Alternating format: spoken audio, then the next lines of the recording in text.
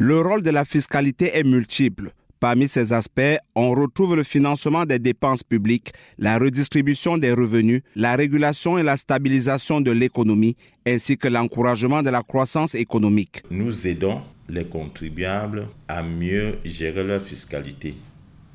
Nous les aidons à mieux gérer les conflits qui peuvent naître à un moment donné entre l'administration fiscale et les contribuables. Par exemple, lors des contrôles fiscaux, nous assistons les contribuables, nous les aidons à gérer les conflits quand ça dépasse déjà le cadre de l'administration. C'est-à-dire que devant le juge administratif, c'est le conseil fiscal qui est habilité parce que c'est lui le spécialiste du domaine. Quand il n'arrive pas à s'entendre tout au long du processus d'un contrôle fiscal. L'expert fiscal peut aussi être considéré comme un auxiliaire de l'administration fiscale. Le minimum de formation académique exigé, c'est un niveau Bac plus 5 en fiscalité, en droit fiscal, avec toutes les matières environnantes, comptabilité, économie, tout ce que même la sociologie. Parce que le fiscaliste, devant un certain cas, il est obligé de faire appel aux faits sociaux pour examiner avant de donner son opinion, de donner une réponse fiable pour aider le contribuable à ne pas être floué par l'administration fiscale. Il faut le dire clairement, l'aboutissement demande un temps relativement long. Avant le nouveau règlement CEMAC numéro 8, l'ancien règlement numéro 30 des années 84 exigeait 10 ans de stage. C'est ce que nous avons fait. Avec la révision de 2009, on est descendu et en 2019, le 22 mars 2019, on a ramené le stage à 5 ans. Sauf qu'il faut bien comprendre, les mêmes 5 ans doivent être auprès d'un expert qui est lui-même justifié de 5 années d'exercice. C'est-à-dire qu'il est déjà installé, il a exercé pendant 5 ans parce qu'on estime que pendant les 5 ans, il a acquis l'expérience professionnelle nécessaire pour encadrer. Donc, il a en même temps un encadreur, c'est le parrain des jeunes qui sortent des universités et veulent embrasser la profession. Donc, le stage, c'est 5 années obligatoires. Ça, c'est la première phase. La deuxième phase, c'est un encadreur, c'est un enseignant. Il doit intervenir aussi auprès des universités dans les filières professionnelles pour dispenser le cours de fiscalité et choisir parmi les requérants, n'est-ce pas, ses futurs collaborateurs. Donc ce n'est pas un domaine, on ne sort pas directement de l'université, même si on est bardé d'un doctorat, on ne peut pas directement s'installer comme conseiller fiscal.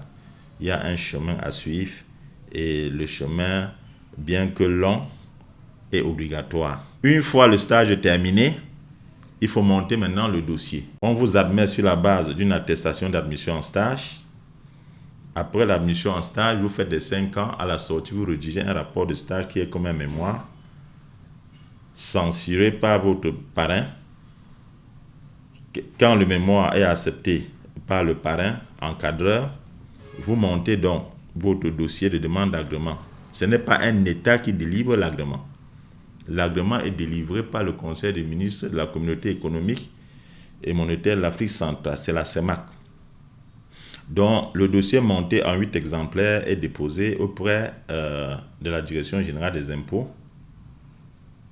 Eux, ils font une étude préalable et le ministre transfère donc votre dossier en ce moment-là à la CEMAC, la Direction de l'harmonisation fiscale et comptable renvoie les copies de ces dossiers dans les États et chaque État donne son opinion.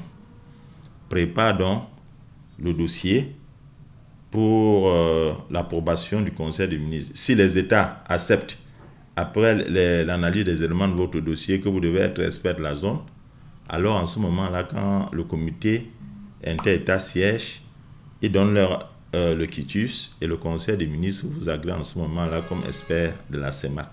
Face aux turbulences quelquefois observées dans le milieu, les conseils fiscaux peuvent se regrouper dans des ordres. À l'heure actuelle, l'Ordre national des conseils fiscaux du Cameroun, depuis 2020, traverse une zone de turbulence. Les choses ne sont plus tellement bien organisées comme avant.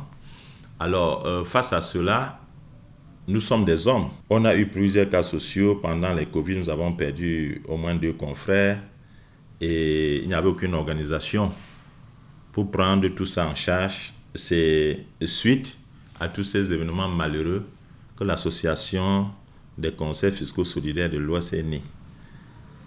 C'est une association légalisée depuis 2023. Je pense que c'est la déclaration récépissée, c'est le 1037/2023 RD C19 SAPJIP.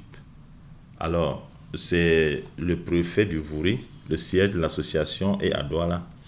Alors, nous avons estimé qu'il fallait délocaliser un peu l'Assemblée cette année et faire dans une région. Et on a choisi d'aller à l'ouest, plus particulièrement à Bana. Et c'est dans un esprit d'unité que cette association se retrouve du 17 au 18 mai à la faveur de son assemblée générale annuelle à la résidence hôtelière La Vallée de Bana dans le département du Onkam. L'enjeu est purement social. C'est pour encadrer nos problèmes sociaux, les cas de maladie. Vous pouvez être éprouvé et on assiste. D'ailleurs, tous les confrères que nous avons perdus, nous avons pris une part belle lors de leur enterrement. Nous ne remplaçons pas l'ordre. C'est donc clair. Au sein de l'Association des conseils fiscaux solidaires du Cameroun, l'unité nationale ne s'achète absolument pas. Une vérité de la palissade.